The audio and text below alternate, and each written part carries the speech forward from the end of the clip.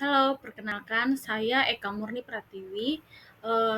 Di kesempatan kali ini saya akan mempresentasikan tentang kepemimpinan dan komunikasi interpersonal. Nah, di sini saya akan menjelaskan bagaimana agar perusahaan dapat menjamin kepatuhan terhadap Undang-Undang Perlindungan Data Pribadi atau biasa disebut UU PDP. Nah, ini adalah beberapa tantangan yang dihadapi oleh perusahaan dalam mengimplementasikan UU PDP. Yang pertama, kekurangan awareness. Nah, biasanya itu karyawannya masih kurang memahami tentang UU PDP dan konsekuensinya.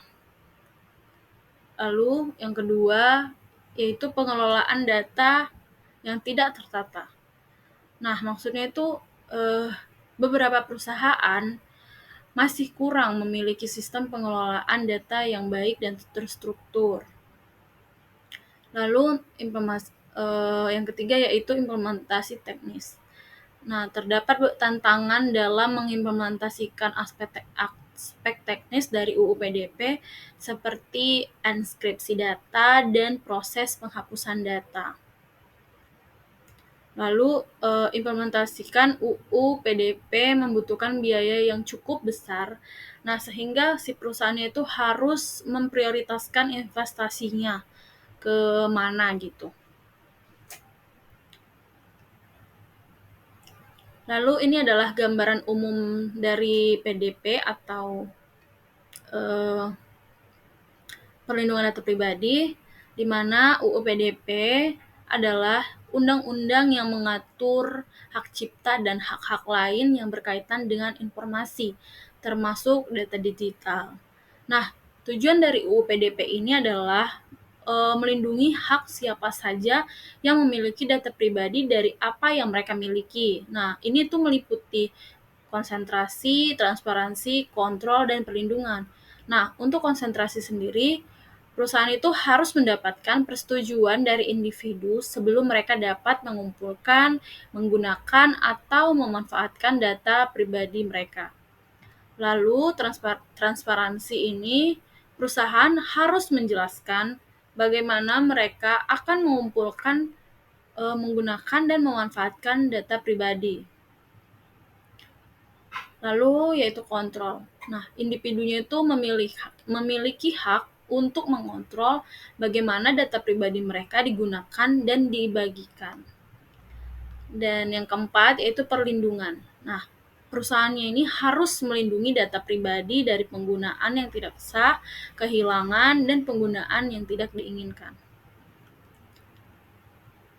Nah, ada beberapa sektor yang mempengaruhi UPDP ini, yaitu sektor finansial, di mana perusahaan keuangan harus memastikan bahwa data pribadi yang mereka miliki terlindungi dan hanya digunakan untuk tujuan yang jelas dan terbatas.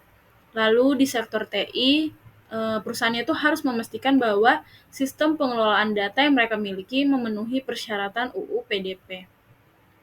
Yang ketiga yaitu sektor kesehatan. Nah, perusahaan kesehatan harus memastikan bahwa data pribadi pasien terlindungi dan hanya digunakan untuk tujuan kesehatan. Lalu, sektor yang keempat yaitu sektor pemerintahan, di mana sektor pemerintahan ini harus memastikan bahwa data pribadi warga negara terlindungi dan hanya digunakan untuk tujuan terkait. Lalu ini adalah usulan langkah-langkah yang perlu diambil perusahaan, yaitu yang pertama meningkatkan awareness, di mana perusahaannya itu harus meningkatkannya itu kepada semua karyawan. Lalu memperbaiki sistem pengelolaan data yang mereka miliki untuk memastikan bahwa datanya itu terlindungi.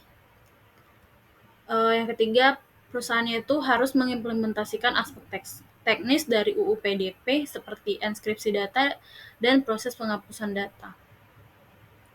Dan yang keempat, perusahaannya itu harus menemukan cara untuk meminimalisasi biaya yang diperlukan untuk implementasi UU PDP.